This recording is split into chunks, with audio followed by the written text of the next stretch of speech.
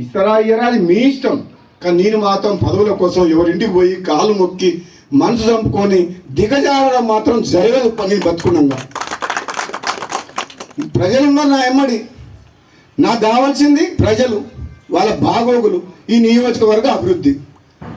ఒకవేళ నాకేదన్నా మంచి జరిగితే వాళ్ళకు మంచి జరుగుతుంది, లేదంటే వాళ్ళ మధ్యనే ఉంటా, వాళ్ళ కోసం పనిచేస్తా, వాళ్ళ కష్టసుఖాల్లో పాలు పంచుకుంటా, వాళ్ళ కోసము ఎంత దూరమైనా పోతా, ఎంత పోరాటమైనా చేస్తా. అవసరమైతే మళ్ళీ త్యాగం చేసి పోయినసారి ప్రభుత్వాన్ని మీ కాళ్ళ తీసుకురాలే, తీసుకొచ్చినా నేను రాజీనామా చేస్తే మొత్తం టీఆర్ఎస్ ప్రభుత్వం 100 మంది ఎమ్మెల్యేలు మునుగోడు ప్రజల కాళ్ళకాడికి రాలేదా?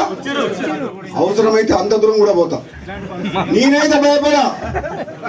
మీ అందరికి మాటిస్తున్నా. మళ్ళా ఈరోజు లచ్చమ్మగూడెం సబ్స్టేషన్లో ఇక్కడికి వచ్చి నేనాకించమంగా నేను ఏదైనా మంచి పని చేస్తే మీకోసం చేస్తే తప్పితే త్యాగమైన పోరాటమైనా మీరు తలదించుకునే పని నా ప్రాణం పోయినా చెయ్య. మీరు తలదించుకొని మీరు నన్ను ఓటేసి గెలిపించారు.